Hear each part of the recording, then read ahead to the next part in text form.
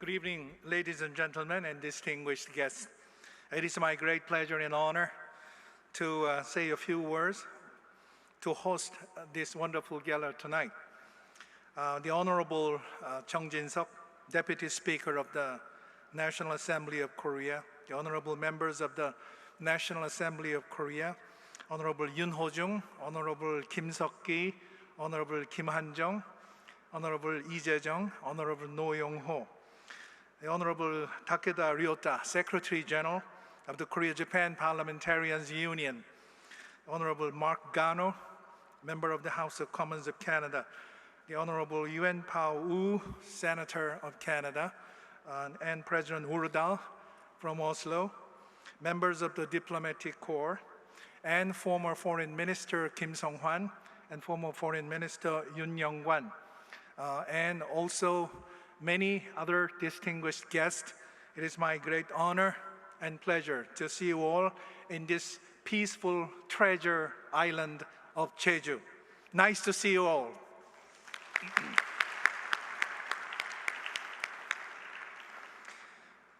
It is a great pleasure to welcome you all to this beautiful island, and I'm pleased to host the gala dinner of the 17th Jeju Forum as Foreign Minister of the Republic of Korea.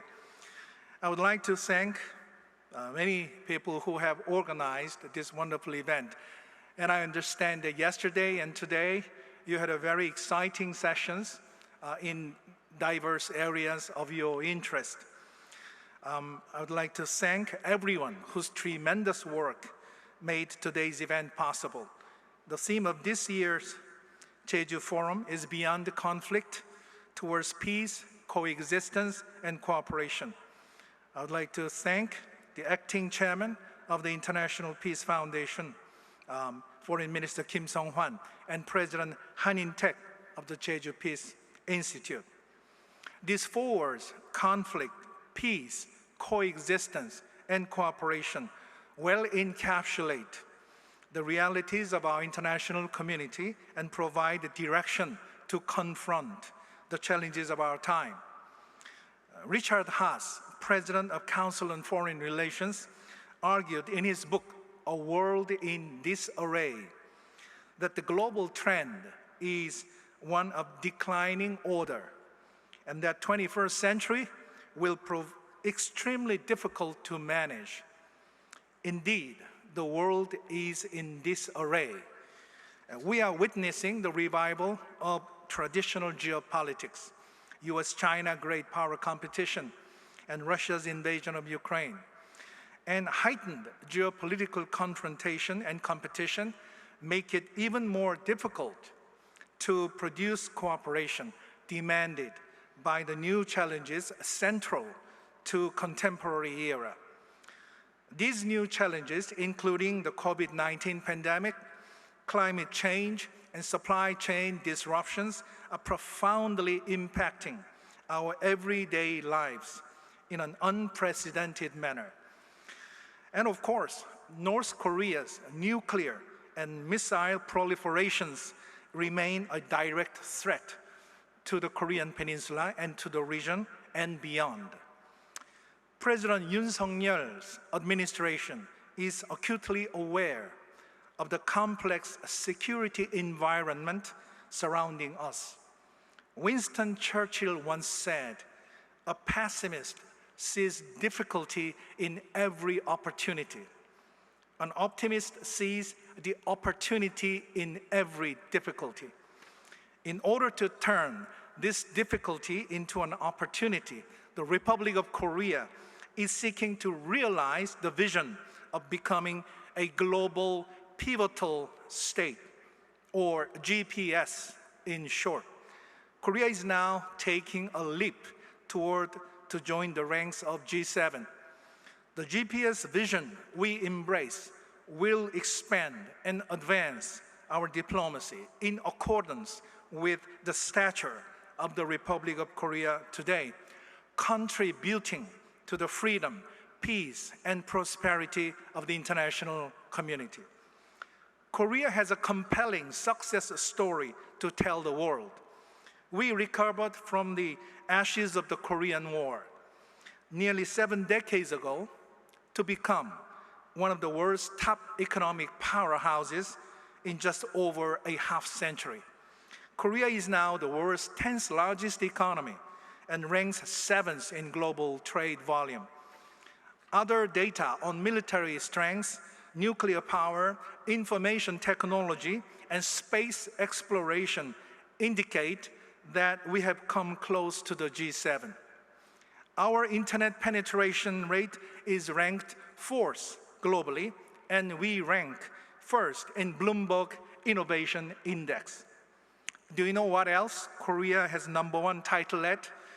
Consumption of seafood, which I didn't know, and vegetables.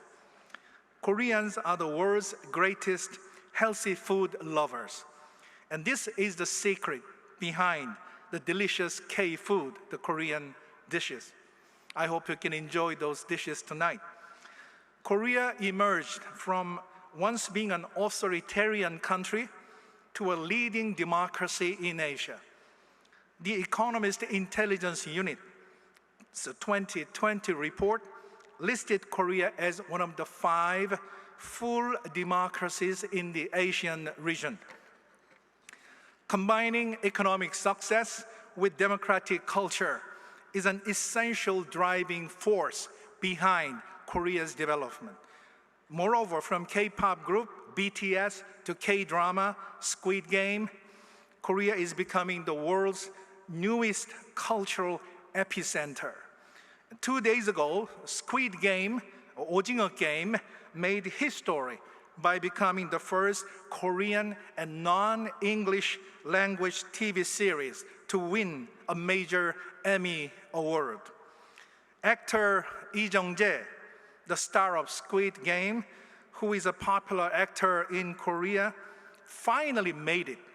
And this game was quite popular when I was in my 20s, and I never thought it would become such a worldwide phenomenon. Distinguished guests, cooperation with the international community is essential for realizing our GPS vision. We are endeavoring to upgrade our ties of cooperation with countries worldwide. From the United States, here we have experts, journalists, and business leaders. Forged in blood from the Korean War, the ROK-US alliance has served as the linchpin for peace and stability in the region. Now, we seek to develop ROK-US partnership into a global, comprehensive, strategic alliance, as agreed upon between the 2 leaders in May summit in Seoul this year. Our 2 presidents reaffirmed their commitment to the defense of the Republic of Korea and the combined defense posture under our Mutual Defense Treaty. Building upon our historic Chorus FTA, the Free Trade Agreement, we are committed to enhancing policy coordination on economic security issues, including securing resilient supply chains and setting the norms and rules of new international economic order. As we continue to strengthen ROK-US cooperation on economic security, Korean companies should receive equal treatment as US companies without discrimination. The 2 leaders also pledged to deepen and broaden cooperation on critical and emerging technologies and cyber, economic, and energy security. President Biden started his trip to Korea with a visit to the Samsung Electronics Pyeongtaek campus near the US military base in Camp Humphreys. The Samsung Pyeongtaek campus is the single largest semiconductor manufacturing factory in the world. And during the tour of the facility, President Biden mentioned incredible, fabulous, and amazing several times. We expect the US Vice President Kamala Harris' visit to Korea later this month will further contribute to developing ROK-US global comprehensive strategic alliance. From Japan, we also welcome parliamentarians, ambassador to Korea, consul general in Jeju, journalists and scholars. President Yoon mentioned in his National Liberation Day speech that today, Japan is our partner as we face common threats that challenge the freedom of global citizens. Regarding Korea-Japan relations, the two countries must squarely face the past and move toward a future-oriented partnership by upholding the spirit of the Kim Dae-jung-Obuchi Joint Declaration. We will work toward resumption of shuttle diplomacy between the leaders of our two countries. Prime Minister will attend the state funeral of former Japanese Prime Minister Abe Shinzo, which is scheduled on September 27 in Tokyo on behalf of the Korean government, together with our Vice Speaker, Chung Jin-seok. The Yoon Suk-yeol administration is also committed to strengthening ROK-US-Japan trilateral cooperation in the face of North Korea's nuclear and missile threats and evolving regional and global challenges. In June, the leaders held the first trilateral summit in almost 5 years on the sidelines of the NATO summit meeting in Madrid, Spain. They committed to strengthening the trilateral cooperation across the range of shared agendas. The three foreign ministers from Korea, myself, the United States and Japan subsequently met in Bali, Indonesia in July to follow up on the summit and identify areas for substantial cooperation. Now, from China, the Consul General in Jeju is also with us.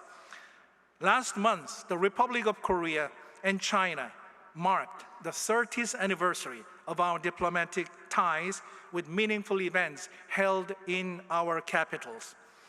Seeking to further our shared interest, we will work with China to expand our cooperation on supply chain, health, climate change, and the environment. We will strengthen our communication and strategic dialogue with China to avoid misunderstandings between the two countries. In particular, with respect to national security issues or historical issues that are related to our identity, we intend to conduct bold and decisive diplomacy based on principles. Last month, I visited Qingdao, Shandong province, to meet with my counterpart, Foreign Minister, State Councilor Wang Yi. It was the fourth time I met him, including our first virtual call in May. We will continue to keep momentum for high-level exchanges between the two countries, including Foreign Minister Wang Yi's visit to Korea, possibly within this year.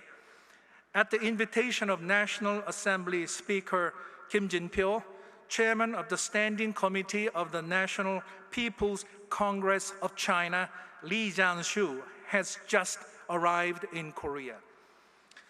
I understand Secretary General of the Trilateral Cooperation Secretariat joined us too. China and Japan are the two countries that have consulates in Jeju. As a host country, Korea hopes to revive the momentum for Korea, China, Japan trilateral cooperation. Throughout the Trilateral Cooperation Initiative, our three countries will enhance cooperation in response to common issues in our region and worldwide, including health, the environment, and science and technology. And we have 9 ASEAN ambassadors to Korea, Secretary General of the ASEAN Korea Center, Ambassador of New Zealand to Korea, and journalists from Australia and India. We planted the ASEAN-Korea Friendship Tree this afternoon together to celebrate the 55th ASEAN Day.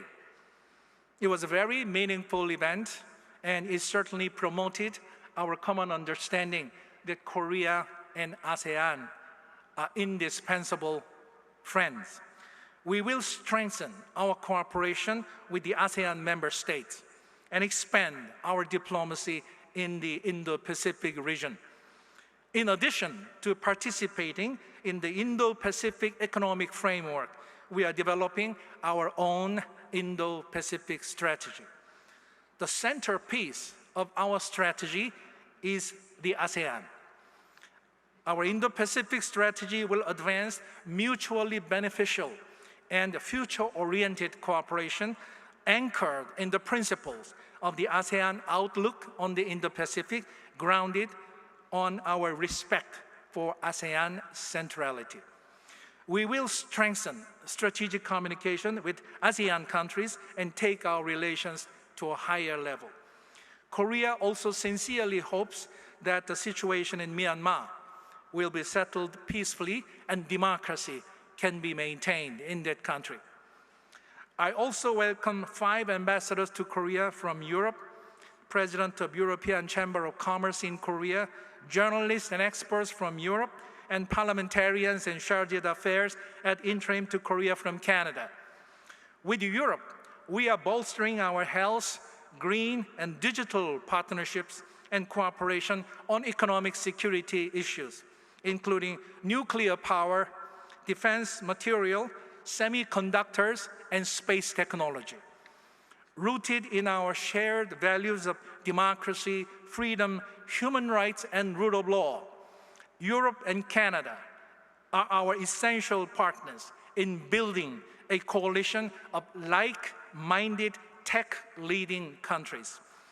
President Yoon became the first Korean president to attend the NATO summit in Spain, Madrid, this June.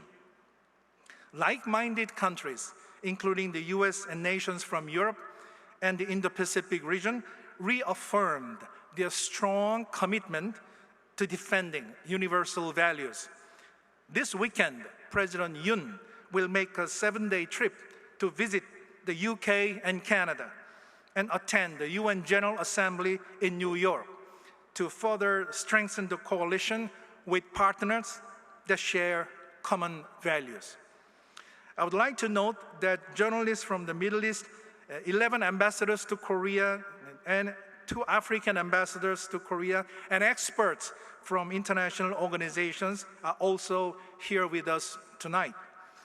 In the Middle East, we hope to deepen cooperation in high-tech industries such as energy, hydrogen, artificial intelligence, and health.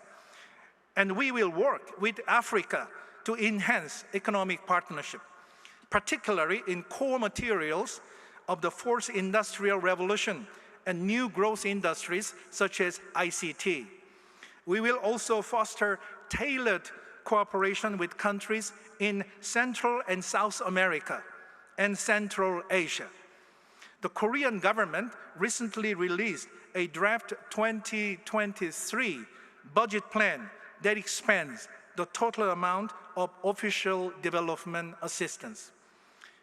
If passed by the National Assembly, it will help us contribute to realize global values through implementation, international development cooperation, and do our part as a GPS.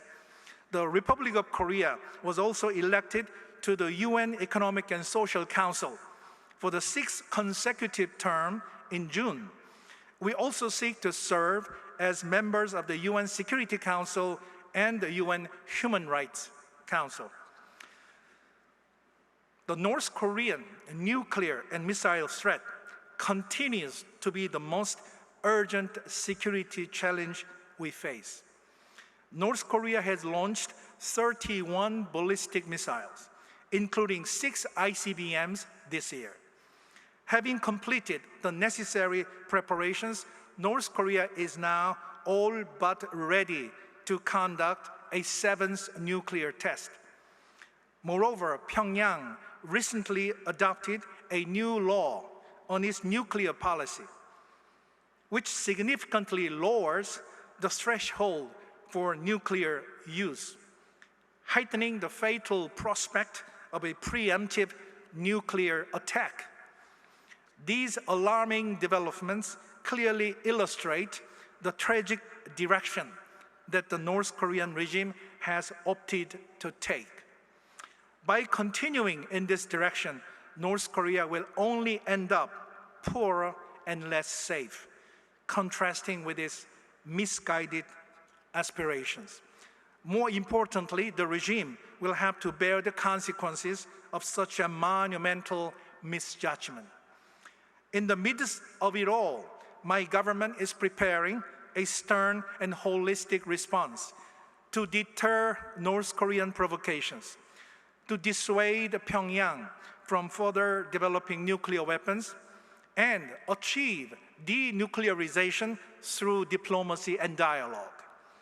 In this vein, I wish to stress again today that the door to dialogue and diplomacy remains open. In this light, President Yoon proposed the Audacious initiative last month. He presented a clear vision for a denuclearized, peaceful, and prosperous Korean peninsula through this bold initiative. I hope that North Korea can make a bold decision to accept our bold initiative. He also demonstrated our sincere willingness to engage in serious dialogue and diplomacy with North Korea. While we are regretful of North Korea's initial negative response, it will not in any way affect our unwavering diplomatic efforts to achieve sustainable peace on the Korean peninsula. We urge North Korea to immediately cease its nuclear threat and stop the provocations and respond positively to our audacious initiatives. Distinguished guests, ladies and gentlemen, the COVID-19 crisis has illustrated the leadership role that the local governments can play in addressing the transnational challenges. Local governments are on the front lines of such challenges as the pandemic and climate change. The Foreign Ministry is exploring new partnerships with local governments in light of these changes. We hope to help local governments build the capacity and expertise to engage with counterparts worldwide. On the other hand, we wish to leverage the leadership and experience of local governments in moving forward the GPS agenda. And Jeju is a perfect partner for this new and important collaboration. With the Korean Peninsula to the north, Japan to the east, and China to the west, Jeju Island is at the center of 3 Asian nations. As the Korean Peninsula is still divided into the north and south, Jeju is the gateway that bridges Korea with the East Asia, Indo-Pacific, and the world. In addition, the sea lane that connects Jeju with the coast of Taiwan is a vital maritime transportation route used to ship most of Korea's trade commodities. Korea Foundation and Overseas Koreans Foundation have headquarters in Jeju. And I visited these 2 organizations this morning to talk with them to find out how we can cooperate together to pursue our GPS foreign policy initiative and to support what the Jeju province is doing. I greatly welcome the ASEAN Korea Center launching the Jeju ASEAN Hall and the Foreign Ministry signing an MOU with Jeju province on public diplomacy cooperation today. This is the second time the ministry has signed such an MOU with the local government after we did with Busan in February this year. Taking this opportunity, I would like to emphasize that the entire nation of the Republic of Korea is rallying to host the World Expo 2030 in Busan. Let me remind you that today, September 15th, marks the 15th anniversary of the International Day of Democracy, which the UN General Assembly recognized in 2007. Busan is a city that played an instrumental role in laying the foundation for Korea's democratic development and economic success following the devastating Korean War. Busan was our wartime capital, serving as the last bastion of a free, democratic Korea during the war. Had Busan been captured by the North, one would not be able to see the Republic of Korea as it is today. Emerging from the war into Korea's second largest city, Busan now has the world's 5th largest port. Thus, it is our profound wish to share the wisdom and insights gained from the unique experience of Busan with the rest of the world by holding the 2030 Busan Expo. In Jeju, while tours have increased after a popular K-drama, Extraordinary Attorney Woo, or 이상한 변호사 우영우, featured in Jeju's whale habitat. There's a book on Korea, interesting book titled Shrimp to Whale, From Shrimp to Whale, written by Dr. Ramon Pacheco Pardo, Professor of International Relations at King's College London. Whales roam throughout all over the world and are highly intelligent. Just like dolphins or whales, looking further afield, thinking smart, moving proactively, Korean diplomacy should expand its horizon. Let me also remind you that Jeju is also famous as the only place in the world to have been certified with the UNESCO Triple Crown in natural science, namely UNESCO's Global Geopark, Biosphere Reserve, and World National Heritage. I hope you can take some time this time to enjoy the breathtaking scenery of this treasure island during your stay. Please enjoy your dinner. Thank you very much. Thank you.